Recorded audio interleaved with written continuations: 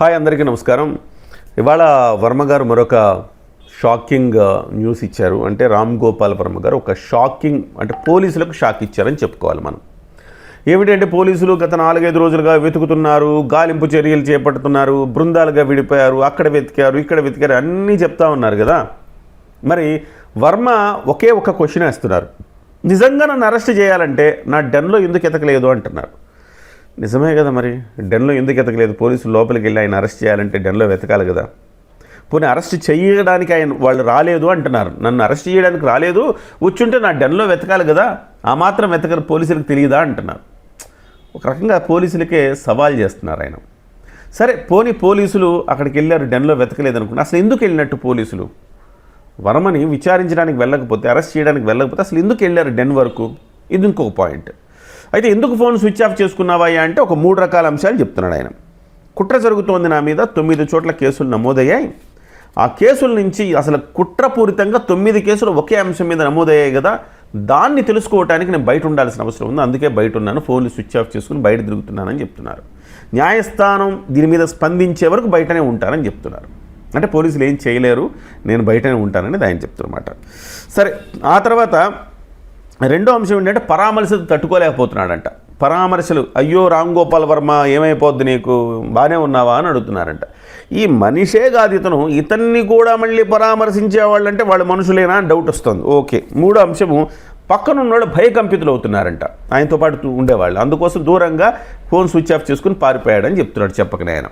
So ఈ 3 reasons వల్ల నేను ఫోన్ స్విచ్ ఆఫ్ చేశానని చెబుతూ మరొక షాకింగ్ ఏంటంటే ఈ అంశాలన్నీ కూడా ఎక్కడ చెప్పాడు ఆయన?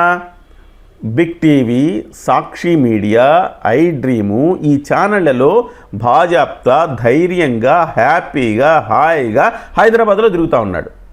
మరి హైదరాబాద్లో తిరుగుతున్న వ్యక్తిని ఇంకా పోలీసులు ఎందుకు అరెస్ట్ చేయలేకపోతున్నారు? పైగా ఇంకొక కేసు కూడా ఆయన హైకోర్టులో ఫైల్ చేశారు. ఆ కేసు ఏంటంటే అనేక కేసులు నా మీద జరుగుతూ ఉన్నాయి, 9 కేసులు పెట్టారు, ఒకే అంశం మీద ఇన్ని కేసులు ఎలా పెడతారు అనేది ఒక పాయింట్. రెండవది, ఇక నుంచి నా మీద కేసులు నమోదు అవ్వకుండా ఆదేశాలు ఇవ్వాలి. మూడవది, క్వాష్ చేసి కేసులు మొత్తం కొట్టేయాలి. ఇదే ఆయన కోరింది. లాస్ట్ టైం కోర్టు ఏం చేసింది, ఈ క్వాష్ చేసి కేసులు కొట్టేయాలన్నప్పుడు కుదరదు అని చెప్పింది. పోలీసుల హాజరు నుంచి మినహాయించాలంటే కుదరదు అని చెప్పింది.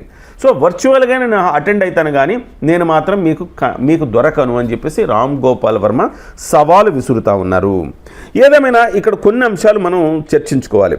అప్పుడెప్పుడో నేను పెడితే ఇప్పుడు ఎందుకు నా మీద మనోభావాలు దెబ్బతిన్నాయి అంటున్నాను. అప్పుడెప్పుడు నువ్వు హత్య చేస్తే ఇప్పుడు అది శిక్షార్హం కాదా రామ్ గోపాల్ వర్మ?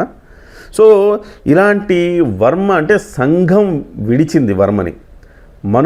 మనిషి మానవత్వం, సమాజం, సంఘం ఇలాంటి వాటి పట్ల ఇసుమంతైనా అతనికి విలువ లేదు, గౌరవం లేదు, నమ్మకము లేదు. పైగా అసలుకి ఇప్పుడు పశ్చాత్తాపం ఏమన్నా ఉందంటే పశ్చాత్తాపం ఏమీ లేదంటున్నారు. ఏముంది, నన్ను అరెస్ట్ చేసి నేను స్టోరీలన్నీ కూడా జైల్లో కూర్చొని రాసుకుంటానంటున్నాడు. పాపం అతను కోరింది ఇచ్చేయచ్చు కదా పోలీసులైనా కానీ. ఇంకా ఎందుకు పోలీసులు మీనమేషాలు లెక్కిస్తున్నారు? హైదరాబాద్లో ఉన్నా కానీ అంటే పోలీసులకు చేత కావడం లేదా, లేకపోతే వర్మ తెలివైనోడు అనుకోవాలా, ఏ రకంగా భావించాలి? జర్నలిస్టులకు దొరుకుతున్న వర్మ పోలీసులకు ఎందుకు దొరకట్లేదు? ఇది పెద్ద చర్చనీయాంశం అవుతా ఉంది. ఏదేమైనా కోర్టు అయితే ఇప్పుడు స్పందించట్లేదు. ఇవాళ విచారణ ఉందని చెప్తున్నారు, కానీ ఇవాళ దీని మీద తీర్పు వచ్చే అవకాశం లేదు అంటున్నారు.